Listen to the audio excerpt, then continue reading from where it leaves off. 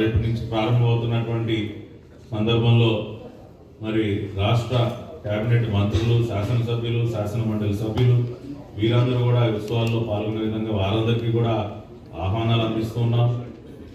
గౌరవ ముఖ్యమంత్రి గారి సలహా సూచనలు ప్రతినిత్యం తీసుకుంటూ ఈ ఉత్సవాన్ని ముందుకు తీసుకెళ్తూ ఉన్నాం. కాబట్టి విజయవాడ ఉత్సవం అనేది అమ్మవారి దసరా ఉత్సవాలకి మరింత వైభవాన్ని తీసుకొచ్చే విధంగా సెప్టెంబర్ 22 నుంచి అక్టోబర్ 2వ తేదీ వరకు అత్యద్భుతంగా జరగబోతుంది. దానిలో ఎటువంటి మార్పు లేదు. గొల్లపూడి వద్ద ఏర్పడినటువంటి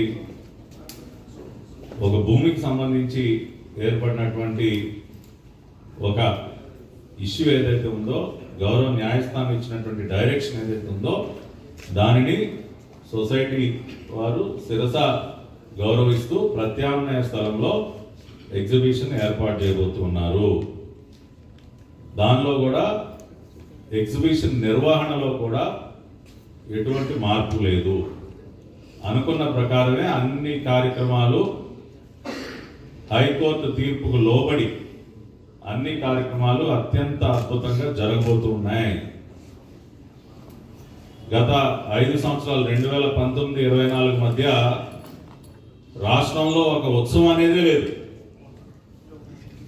ప్రతినిత్యం కూడా ప్రజలు ఒక ఇబ్బందిలో, ఒక బాధలో, ఒక ఆవేదనతో, ఎన్నో సమస్యలు, ఎన్నో రకాలైనటువంటి నిర్బంధాలు, ఎన్నో రకాలైనటువంటి దాడులు ఎదుర్కొంటూ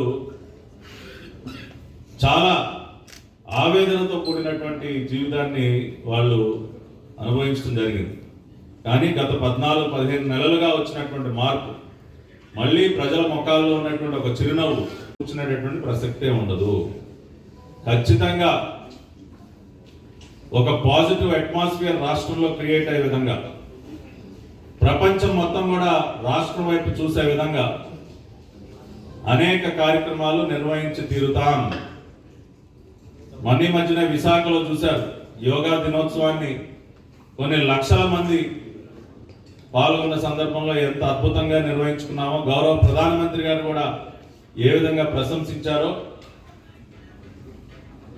మొన్న బందర్లో జరిగినటువంటి మచిలీపట్నం బీచ్ ఫెస్టివల్ ఎంత అద్భుతంగా వైభవంగా జరిగిందో, విజయవాడలో కూడా దసరా సందర్భంగా విజయవాడ ఉత్సవ్ అంతే వైభవంగా జరిగి తీరుతుంది. ఎవరికి ఎంత కడుపు మంటున్నా,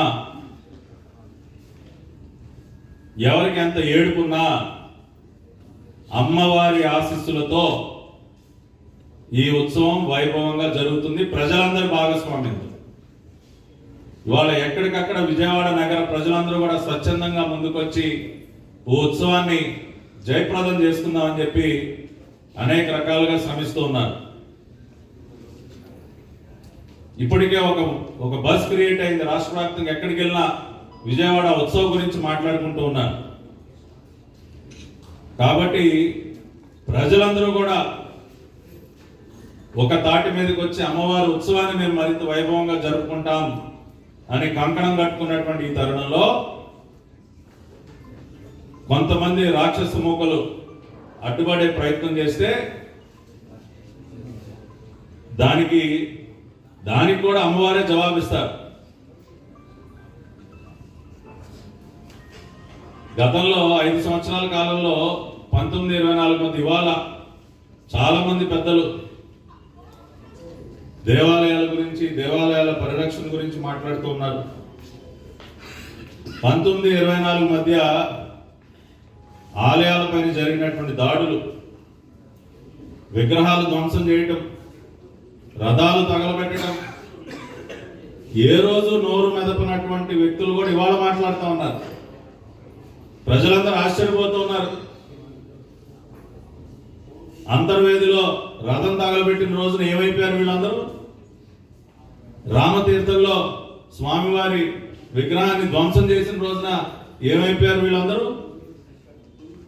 అనేక దేవాలయాలపైన దాడులు జరిగిన రోజున ఏమైపోయారు వీళ్ళందరూ? అత్యంత శోభాయమానంగా నిర్వహింపబడుతూ ఉన్నాయి. ప్రతి ఏడాది రాష్ట్రం నలుమూలల నుంచే కాకుండా దేశవ్యాప్తంగా కూడా కొన్ని లక్షల మంది భక్తులు అమ్మవారి దర్శనం కోసం విజయవాడ రావడం జరుగుతుంది. మరి ఈ ఏడాది దసరా ఉత్సవాలకి, అమ్మవారి దసరా ఉత్సవాలకి మరింత వైభవాన్ని తీసుకొచ్చే విధంగా విజయవాడ నగరంలో సొసైటీ ఫర్ వైబ్రెంట్ విజయవాడ ఆధ్వర్యంలో విజయవాడ ఉత్సవాన్ని కూడా నిర్వహించడానికి ప్రణాళిక సిద్ధం చేయడం జరిగింది. గతంలోనే మరి మీడియా ద్వారా రాష్ట్ర ప్రజలందరికీ కూడా తెలియజేయడం జరిగింది.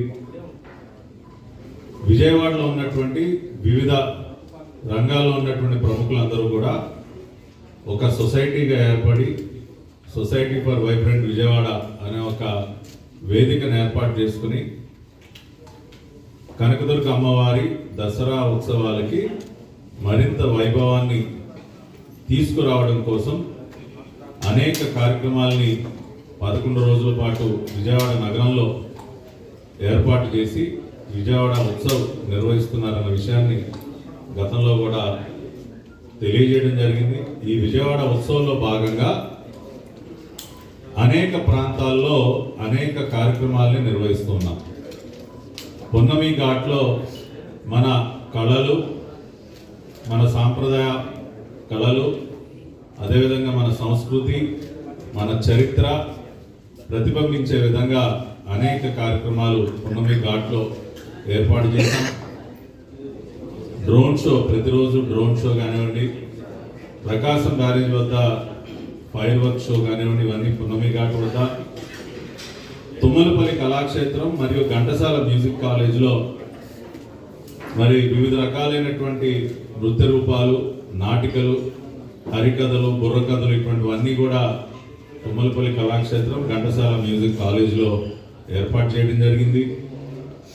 బందర్ రోడ్, ఎంజీ రోడ్లో సెప్టెంబర్ 27వ తేదీన అత్యంత వైభవంగా ఒక కార్నివాల్, ఒక ఊరేగింపు, దాదాపు 2-3 వేల మంది కళాకారులతో మరి అమ్మవారి ఉత్సవ రథానికి ఊరేగింపు కూడా నిర్వహిస్తున్నాం. ఒక కార్నివల్ లాగా, ఒక ఫెస్టివ్ కార్నివల్ లాగా నిర్వహిస్తున్నాం. దానిలో భాగంగానే ఒక గిన్నిస్ వరల్డ్ రికార్డ్ కూడా ఎస్టాబ్లిష్ చేయబోతున్నాం.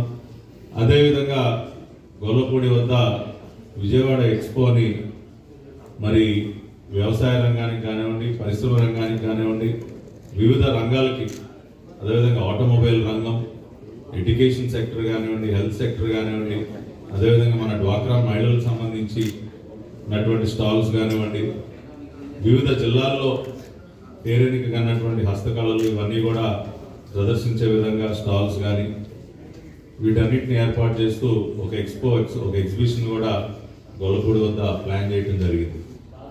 ఈ కార్యక్రమాలన్నీ ఈ విధంగా ప్లాన్ చేసుకుని ఉమ్మడి కృష్ణా జిల్లాలో ఉన్నటువంటి అందరు ప్రజాప్రతినిధులు, నిన్ననే మీరు చూశారు, ఉమ్మడి కృష్ణా జిల్లాలో ఉన్నటువంటి ప్రతి ఒక్క శాసనసభ్యుడు, అదేవిధంగా వివిధ కార్పొరేషన్ చైర్మన్లు కానివ్వండి, ప్రముఖులు కానివ్వండి, అందరూ కూడా నిన్న సమావేశమై ఒక ఆర్గనైజింగ్ కమిటీని కూడా ఫామ్ చేసుకుని, ఒక అడ్వైజరీ బాడీని కూడా ఫామ్ చేసుకుని గౌరవ ముఖ్యమంత్రి వర్యులు నారా చంద్రబాబు నాయుడు గారు, అదేవిధంగా గౌరవ ఉప ముఖ్యమంత్రి వారు పవన్ కళ్యాణ్ గారు, లోకేష్ గారు, వీరందరి సలహా సూచనలతో ఆంధ్రప్రదేశ్ టూరిజం డెవలప్మెంట్ కార్పొరేషన్, వివిధ ప్రభుత్వ శాఖల యొక్క సహకారంతో ఈ ఉత్సవాన్ని ముందుకు తీసుకెళ్ళడం జరుగుతూ ఉంది.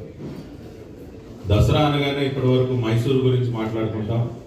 ఇక మీదట విజయవాడ గురించి చర్చించుకునే విధంగా ఇక్కడ ఉన్నటువంటి ఎకనామిక్ యాక్టివిటీని డ్రైవ్ చేయడం కోసం, టూరిజం ఫుట్ఫాల్ పెరిగే విధంగా విజయవాడ దసరా సందర్భంగా వచ్చినటువంటి ప్రతి ఒక్కరూ ఒక 2 రోజులు ఇక్కడే ఉండే విధంగా కార్యక్రమాలన్నీ రూపొందించుకోవడం జరిగింది. ఇవన్నీ ఈ రకంగా జరుగుతున్న సందర్భంలో నిన్న గౌరవ హైకోర్టులో మరి గొల్లపూడి వద్ద ఏర్పాటు చేయదలిచినటువంటి ఎక్స్పో ఏదైతే ఉందో, ఎగ్జిబిషన్ ఏదైతే ఉందో, దానికి సంబంధించినటువంటి భూమికి విషయంగా ఒక స్టేని గౌరవ హైకోర్టు ఇవ్వడం జరిగింది.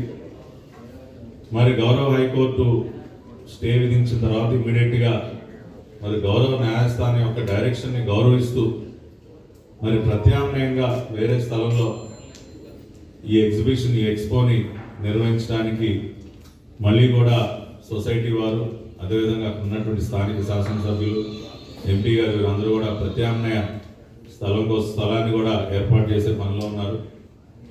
ఎప్పుడు కూడా చంద్రబాబు నాయుడు గారి సారథ్యంలో పనిచేస్తున్నటువంటి ఎన్డీఏ ప్రభుత్వం, గత ప్రభుత్వానికి ఒక రికార్డు కూడా ఉంది.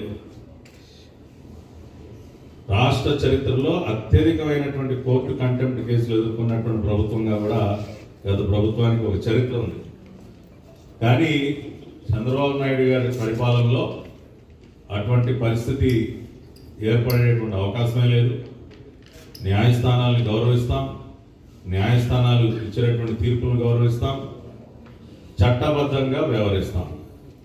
అందుకనే సొసైటీ వారు కానీ, మరి ఈ ఉత్సవానికి ఆర్గనైజింగ్ కమిటీగా ఏర్పడి పనిచేస్తున్నటువంటి ప్రజాప్రతినిధులు కానీ, అధికారులు కానీ అందరూ కూడా ఇమ్మీడియట్గా నిన్న కోర్టు ఉత్తర్వు వెలువడినామంటే ప్రత్యామ్నాయ ఏర్పాట్ల పైన దృష్టి పెట్టి వేరొక స్థానంలో, గొల్లపూడిలోని వేరొక స్థలంలో మరి ఉత్సవాన్ని, ఈ ఎగ్జిబిషన్ని ఏర్పాటు చేయడానికి అన్ని పనులు కూడా చేస్తూ ఉన్నారు.